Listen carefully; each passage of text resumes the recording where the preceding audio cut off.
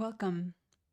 Today we're going to address advice that you have actually submitted on Instagram that you weren't really sure you should follow, so relationship advice.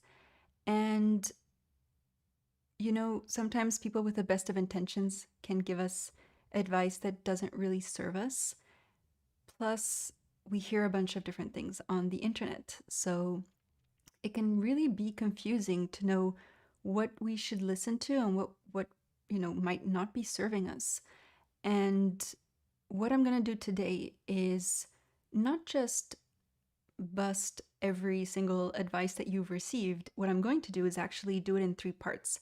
For every piece of advice that you have submitted and that I'm going to share here today, I'm going to do three things. First, I'm going to tell you why there is some truth in it, why there can be some truth in the advice that you've received. Second, I'm going to go into why I believe that type of advice is totally unhealthy if you want to build a healthy relationship. And third, I'm going to give you an alternative so that you know, all right, next time I hear that type of advice, I know how to respond, or at least I know what to think about. And I have another way of looking at it. So we're going to look at that in these three phases for every advice that I share here today. And if you have been in my world before, welcome. I'm Alex. And if you are new, let me share that again. If you've been in my world before, welcome back. And if you're new to my world, welcome. Welcome here. I'm very excited to have you. And if you don't know me, I'm Alex, and you will typically find me on the internet under Toolbox for Love.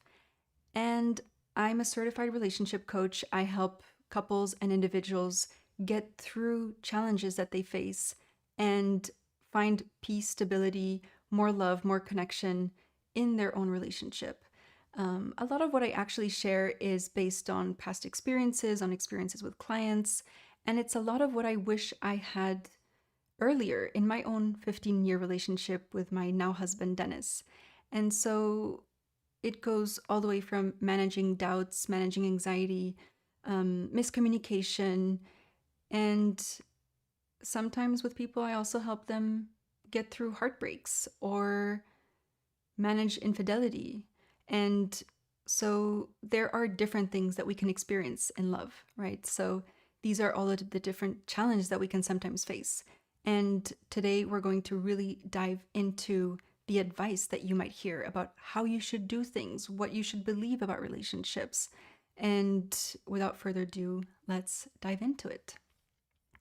The first piece of advice that you have submitted, I'm going to go into a pretty common one that I've actually heard and one that I've also been told before.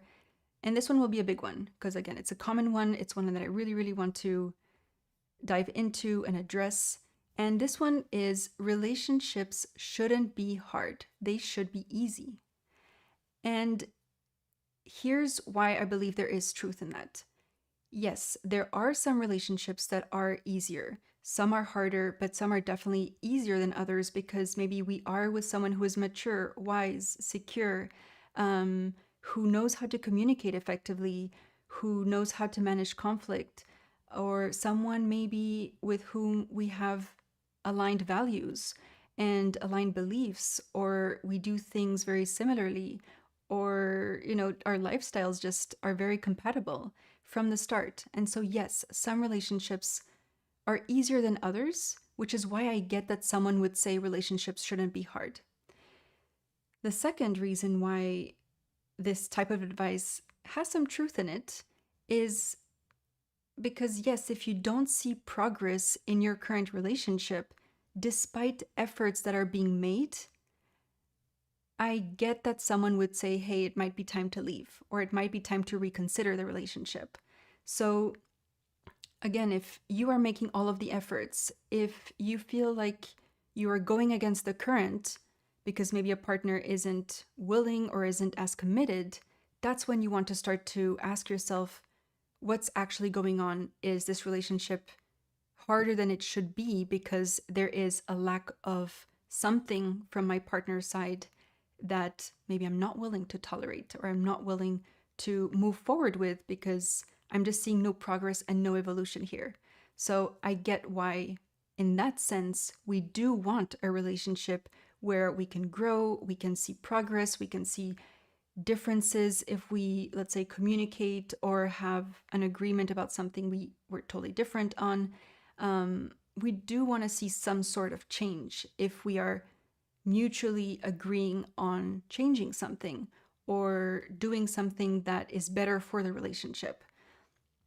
The other thing with this type of advice that I get is that our brain naturally seeks safety and it seeks comfort. And what is hard can be threatening to our system. And that's why I get that we naturally want a relationship that's easy because that's more comfortable, that makes us feel safer. So I totally get that. That is typically the brain in action. It's really scanning the environment to see if it's safe, if it's okay to be, in some, if it's safe to be in the relationship that we're in. And we are looking in that sense for some type of smoothness, easiness, flow. And so that's also why I get this type of advice. The other thing is that a lot of us want a relationship where we feel happy, where we feel at peace, where we feel some sense of fulfillment and satisfaction, just like a lot of us seek that in our careers, in our job.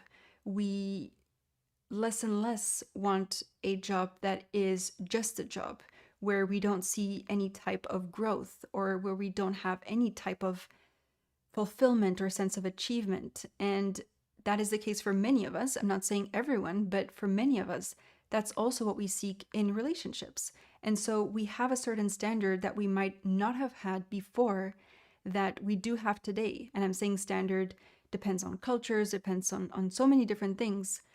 But again, today, many of us seek some sense of fulfillment and happiness from our relationships. So, of course, we don't want a relationship that just feels just so hard that we don't want to be in it, and where we might as well be with someone else. So, totally get that as well. And the last thing I'll say about this, before I get into why it can be really unhealthy to believe this one or to take in this type of advice, is that we grow up, if you think about it, with a lot of happy ever after stories, whether it's in the movies, in books that we read when we grow up. And plus, today, we spend a lot of time on social media and we see people's highlight reels, we see people's holiday pictures, we see people posting their highlights of the year, etc., etc. And so we are really exposed to people showing the good sides of their life. And we grow up with a sense of there has to be this happy ever after. And that is understandable in a way. We are just exposed to these different types of messages around relationships. And so it does seem easy. It does seem smooth for other people, or it does start to build this belief that a relationship should be easy. So again, I get that someone would give you that advice for all of these different reasons. Now let's get into why I believe it can be totally unhealthy to take in this advice if you're looking to build a healthy, loving, thriving, growing relationship with someone. Believing a relationship should be easy can do more harm than good and can actually lead us to sabotage potentially great relationships. Because if you think about it, one, we do not learn how to be healthy partners and how to build healthy relationships. And I'm saying we, as I'm generalizing here, most of us don't learn. We don't necessarily come with a relationship one-on-one manual in school or at home. And so we really grow up with sometimes even unhealthy examples of what love is and what relationships are. And so if, again, I go back to we don't learn how to be healthy partners, communicate effectively, know how to handle conflict, even the beliefs that we bring into relationships play a role. And so we don't learn what a healthy relationship is, what that looks like, how to be in one, how to build one. And so if you think about it that way, it's just like saying that, saying that relationships shouldn't be hard is almost like asking someone to speak a certain language, like a new language, without ever telling them how to, or just expecting them to speak a language if they don't know how to speak it. So that's how I kind of see it. If we don't know, then how can we actually build a healthy relationship? So again, this is a generalization, but most of us don't come with this type of skills, with the beliefs, etc., needed to build a healthy relationship. And so that leads me to the second point. The second point is, again, if you think about it, we're bringing in a relationship two people that have baggage, that bring different things to the table, whether it's their communication styles, whether it's their coping mechanisms, whether it's their personalities, again, their beliefs, like I mentioned before, even trauma. There's so much that two individuals bring to a relationship. And that's where the question comes, how can it be easy to be in a relationship when we're actually learning how to be in a relationship together, when we're actually putting all of this into the mix? And that's the work of a couple. That's the work of a relationship, is how do we build something that works for us based on what we each bring to the table? And that can take some effort, and usually does take effort in a relationship. Again, some are easier than others, but generally speaking, that's the work. That's how we build healthy, thriving, loving relationships, when we learn, all right, this is what we each bring. How can we be healthier partners for each other and healthy individuals even?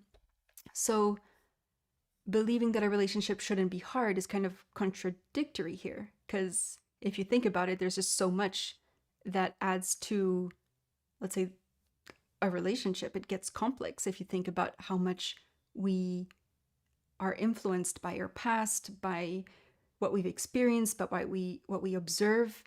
And again, we're mixing this all in a bowl, and the question is like, how do we build something that works for us? And so that is that work that I was mentioning before.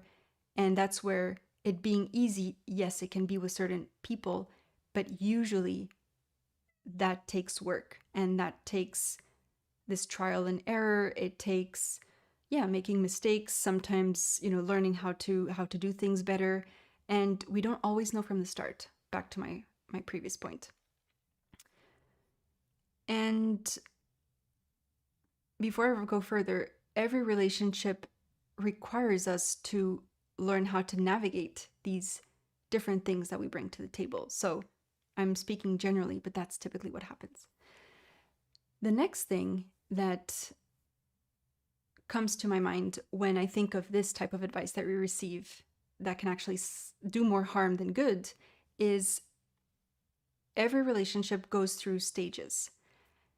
And we don't only experience the good times. Every relationship goes through hardships as well. So you might have heard of the honeymoon stage. We also experience something called the power struggle phase before we move into other stages. And the most stable, fulfilled couples that I know have all gone through hardships, have all had a moment of challenge, and have had, or even many moments. And what has actually created the stability and has actually deepened the trust and the connection and the confidence in the relationship is knowing how to overcome the hardships. So I always add this disclaimer to any type of content that I create. I'm never assuming that you're in an abusive relationship. I do want to say that. So apart from that, you do want to go, all right, is this an opportunity for us to learn how to navigate this hardship that we're going through? Because trust isn't just created through through good times, sorry. Trust is created when we can go, all right, we've gone through a challenge and we're learning how to navigate it, and we're getting on the other side. And that's how we kind of we learn to navigate a challenge as a team, that's what's going to create the confidence in the relationship, in each other, in ourselves. And that's part of a relationship. A solid relationship isn't just based on the good times when things are going well, when we're in that honeymoon phase. Most of us experience those good times. But what happens when we experience the hardships, meaning we see our differences, we have miscommunication, misunderstandings, we develop doubts maybe. There are many, many things that happen in a power struggle phase, or if you want to call it a challenge phase. Everyone has their own challenges. But again, if we knew that trust is actually built by learning how to navigate the challenges, how would that be for your relationship? And so when we learn how to navigate challenges, yes, it does become easier with time because we get to know each other, we get to know how we want to communicate, we learn how to create agreements, we start to get to know each other at a different level. And yes, in that sense, it becomes easier with time because we build skills and we have new ways of coping with things.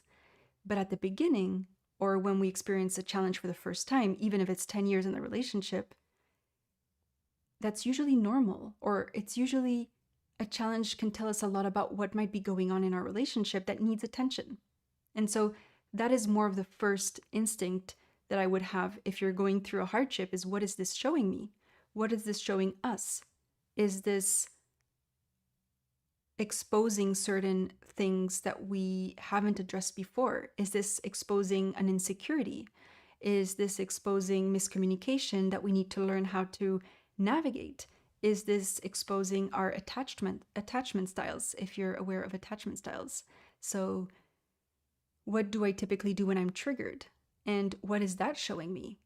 And so we do want to go, what is a challenge showing me, before going, a hardship is bad or a challenge is bad. And that's a better way to look at it than automatically going, relationships should be easy and they shouldn't be hard. It's much more complex than that, as you can see.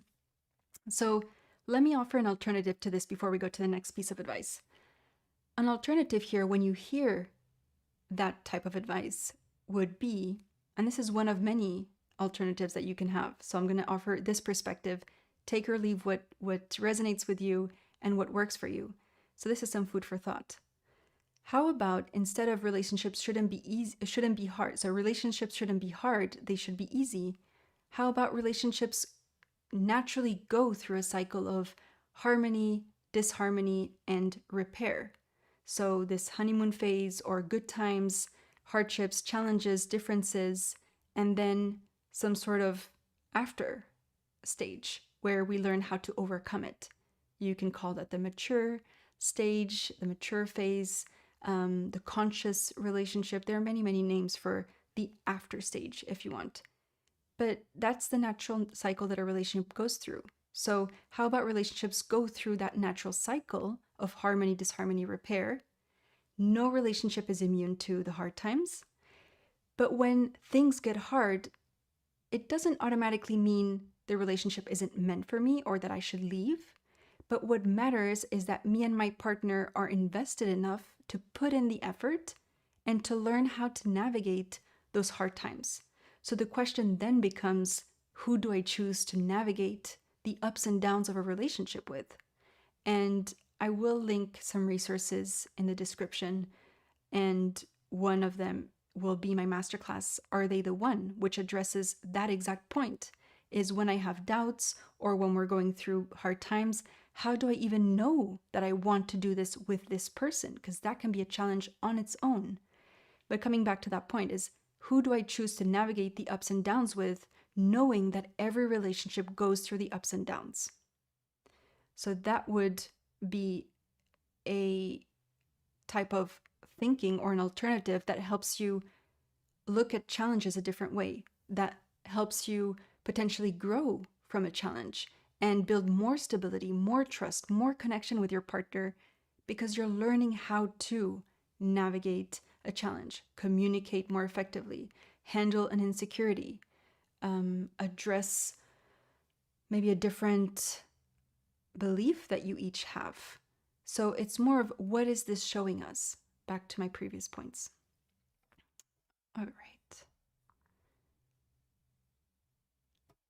Now, the second piece of advice that you've submitted was, if you're attracted to anyone else, it's wrong. And here's why I believe there's some truth in that, before I get into why I think it's totally unhealthy if you want to build a healthy relationship.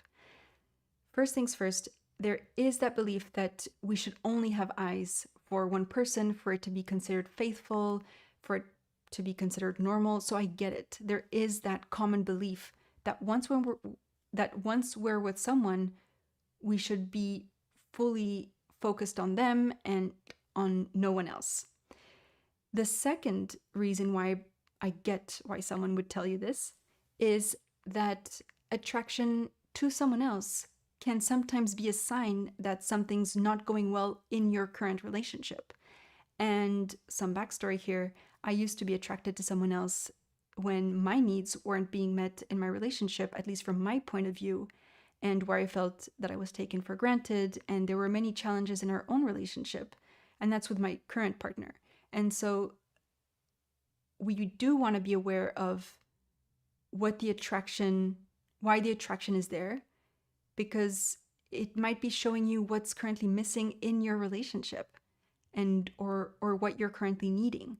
So yeah, it could be a sign that something's wrong in the relationship and something's wrong in general. So you want to maybe consider that advice and go, hey, if I'm attracted to someone else, what's that maybe telling me about my current relationship? Is it because there's an unmet need, there's a challenge in my own relationship, and that's why I'm currently attracted to someone else?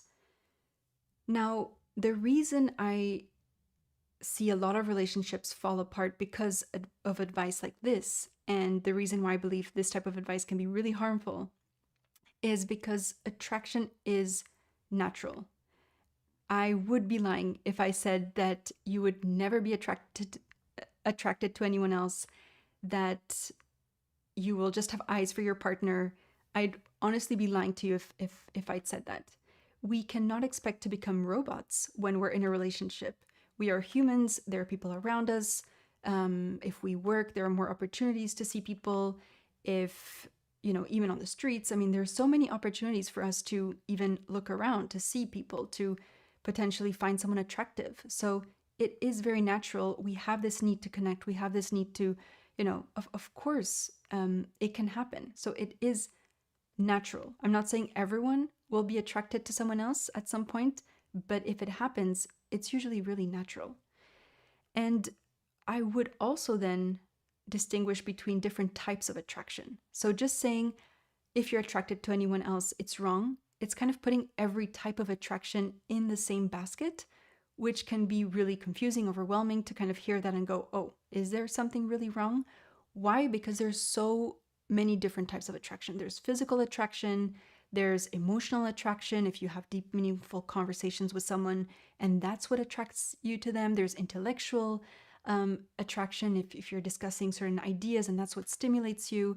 And then there are different levels, of course, of attraction. There's the surface level attraction of hey, I saw someone on the streets that I found really attractive and beautiful. And there's the physical attraction of, I want more with this person. I keep seeing this person at work and I want more. And so there are these different layers to it. And you can see that there's a lot of nuance in this, in that gets added. And so it's not that black or white.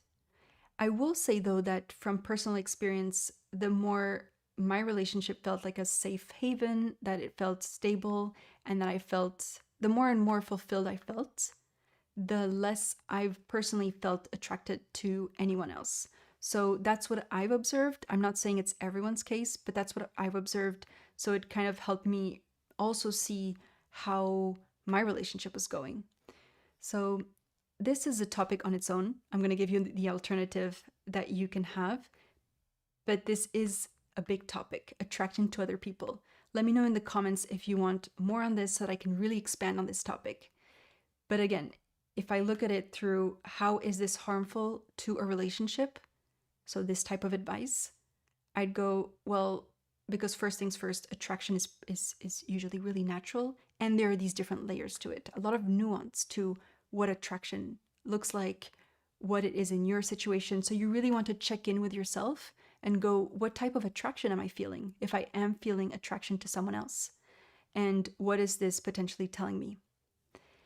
The alternative here that I want to offer you, so a different perspective, is if someone goes, if you're attracted to someone else, it's wrong. How about finding someone attractive can be a natural thing, but I also want to be aware if I'm being attracted to someone else because of challenges in my own relationship that actually need to be addressed. So you want to have a look at those two sides. Yes, it can be natural, and what is this showing me? What is this potentially telling me about my own relationship? And really check in with yourself there. So again, not that black or white. Look at it through your own context and your own situation. And I would really not, let's say, stick to the guilt and all of that can come from feeling attracted to someone else. Kind of look at it through the lens of it can be natural, and is this telling me something about my own situation that I need to address? All right. Next up. The next one is, there are plenty of fish in the sea. This is one I've heard quite a lot in my own personal experience as well. So I personally found it very confusing to hear that. So I'll share first why I see some truth in it. First things first, yes, I believe that there isn't just one person for us. I respect the opinion that there are soulmates. I'm not against the idea of having a soulmate, but I do personally believe it's really stressful to think that there's only one person out there for us. So we kind of have to find the one person. And if you are going through a breakup, I do believe that this type of advice can be helpful to move on if you're looking to move on from a breakup, versus believing that you missed out on something, that you've missed your chance to be in a relationship and you'll never find someone else again, or the same type of love.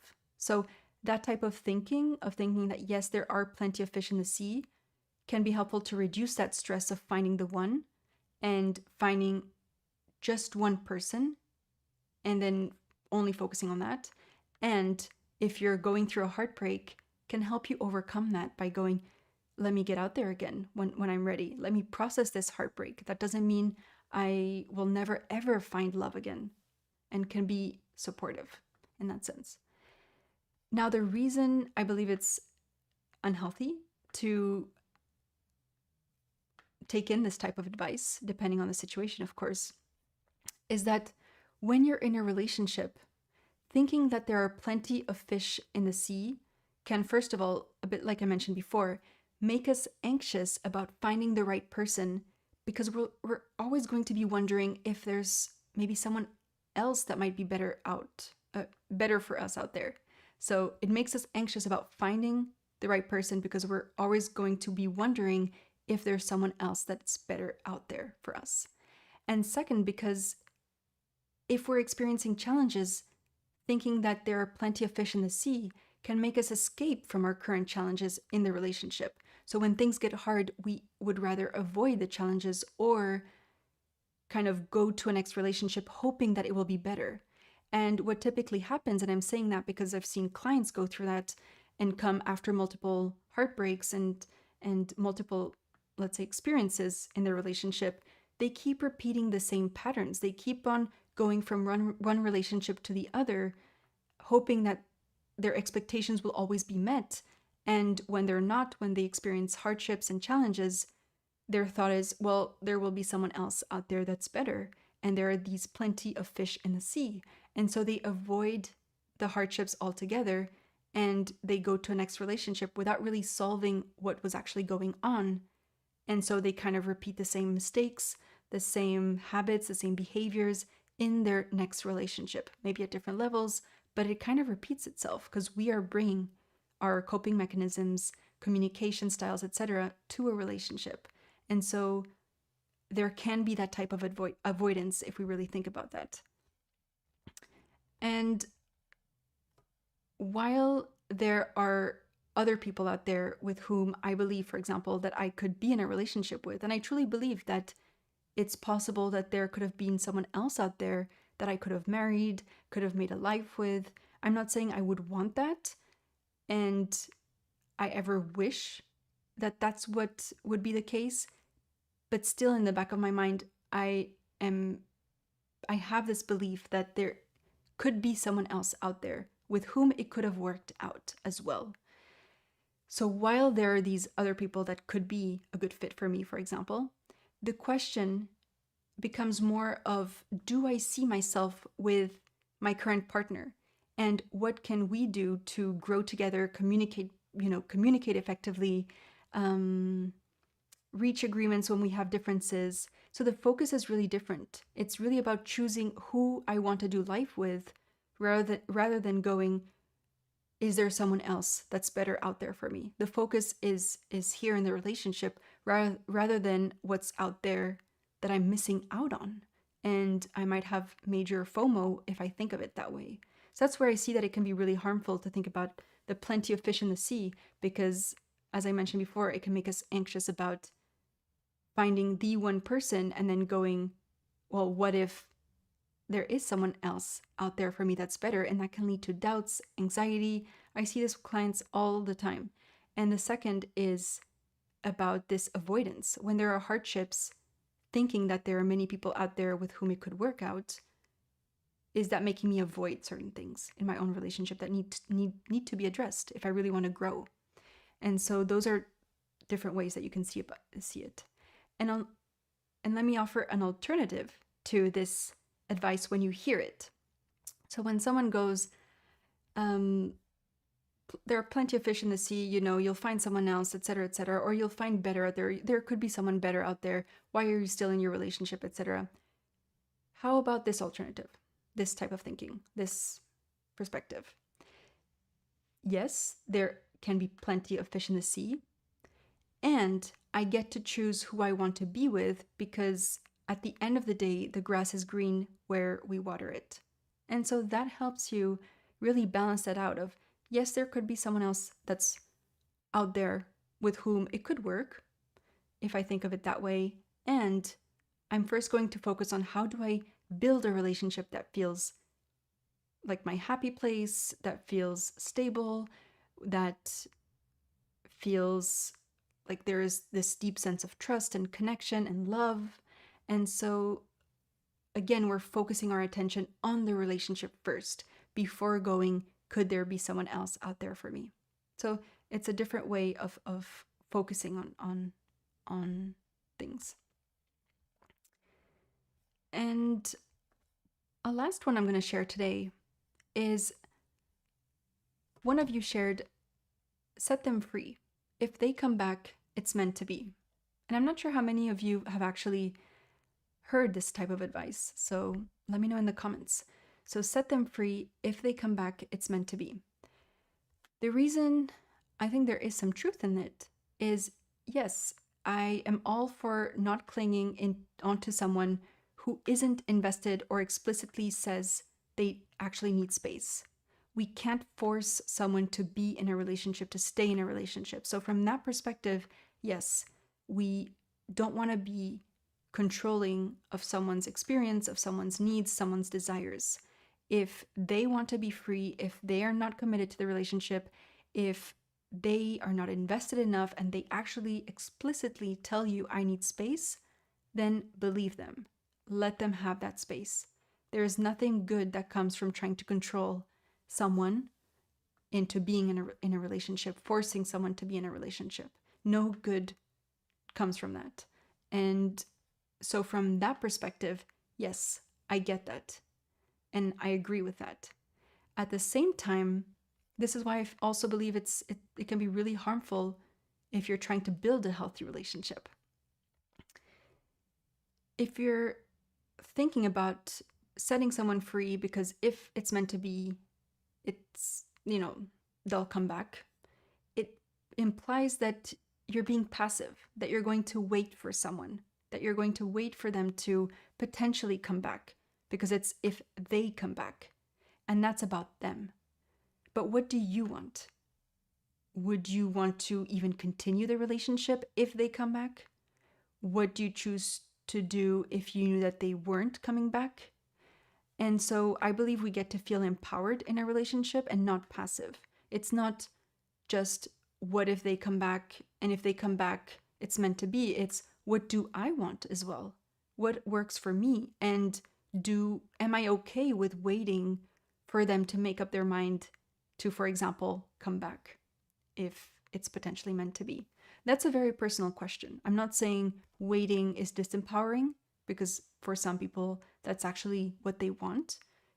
But it's more of the focus here. Is it about them potentially coming back, or me deciding that I'm okay with them having their space and potentially coming back? And yes, if they come back, all right, we can make it work again. But it's, what do I want? Am I okay to give it another chance if someone comes back?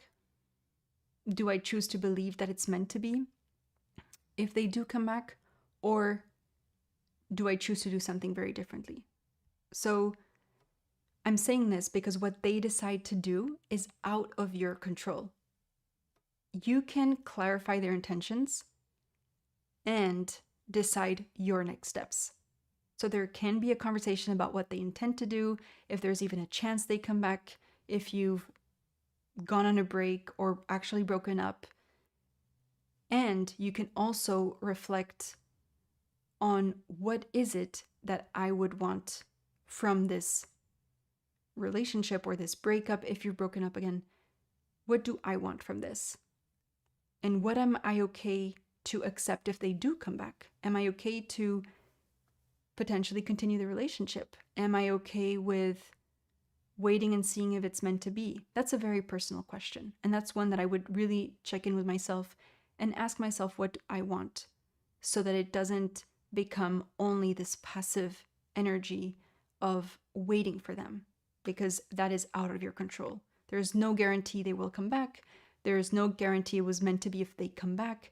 It's, if they come back, what do I choose to do? And so the alternative that I want to offer here is, when you hear that type of advice, why not see it this way? I will set them free if they're not willing to make the relationship work, if they're not committed, if they're not invested. So if they really want to be free, then I will let them be free, because again, nothing good comes out of trying to force someone into a relationship. And at the same time, I'm going to focus on what my next steps will be and what I want, regardless of the outcome. So what is it that I'm choosing to do? What is it that I'm willing to tolerate if they come back? And what do I choose to do in the meantime? If I do decide to set them free and see if they come back, what am I doing? Am I only waiting for them to potentially come back? Or am I choosing to do things that I decide to do, that I choose to do, that I consciously have decided that I will do, instead of only waiting? So that's where you want to really distinguish between, am I being passive about this if I do set them free and I just wait? And does that empower me? Or can I look at it these two ways? Give that freedom if someone asks for that freedom, consciously knowing that that's what's best in a situation, rather than trying to control something or someone, and turning that focus back to you and going, what do I want? And you can do this type of reflection through journaling, go on a walk, really check in with yourself when you do that type of thing, because I know how hard it can sometimes be to set someone free and not know if they're going to come back, have that uncertainty. I know how hard it can be, especially if we really love someone and we had envisioned a life with someone. So even the setting free can really be hard. I know that. I can understand that. And I understand the idea of, if they come back, it's meant to be. At the same time, I also see that passivity in that type of advice, because it can be disempowering to you. Because what do you want? Well, if they come back, what do you choose to do? So I would focus more on what I want to do, what do I choose to do in this type of situation. And I'm going to repeat myself, but knowing that I can't force someone to be in the relationship. So, what is it about me? What do I want? And that can take some time to get to the bottom of if you've never done it. So that's very normal.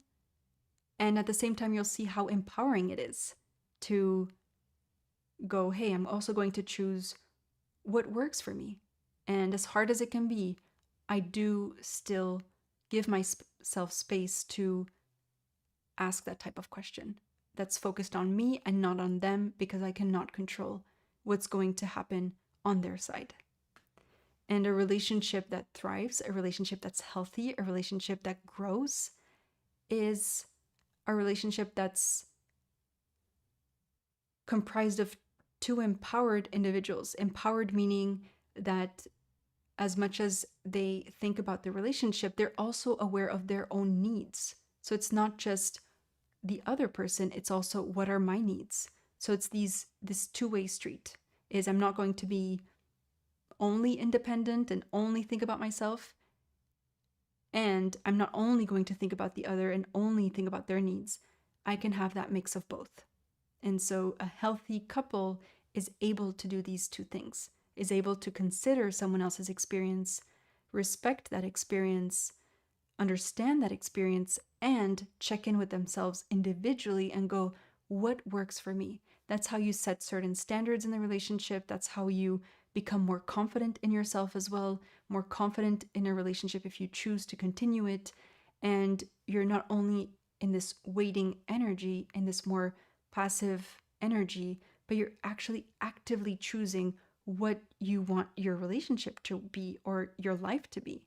And so that's typically a sign of a healthy relationship. You have these two things. All right. I will be addressing many more of these because I have quite a list of these. Let me give you a little bit of a sneak peek before we wrap it up.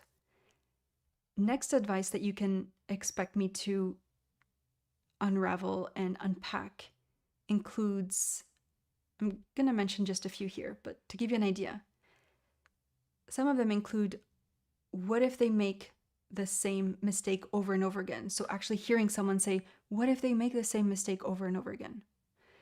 Another one you sent was, have zero expectations from your partner. Another one was, if he's distant, it's because he has someone else. Another one was, your body knows if you're with the wrong person, and the opposite is true as well. Another one went, you should end the relationship if you need to work on yourself. And another one I'll share is, if you're not engaged after X number of years, in this case it was 5 years, this means something is wrong with your relationship. And so we're going to unpack all of these different types of advice. And there are a dozen more that I will also be addressing on top of the ones that I just gave you a sneak peek on. So you can expect multiple parts of this series. I'm really going to make it into a series. And if you have received advice that you aren't sure you should follow, that have maybe made you feel anxious, confused, frustrated, angry, sad, please let me know either in the comments, or you can DM me on Instagram at Toolbox for Love, and I'll be looking through those as I create this series here. So thank you so much for joining, and I'll see you in the next one.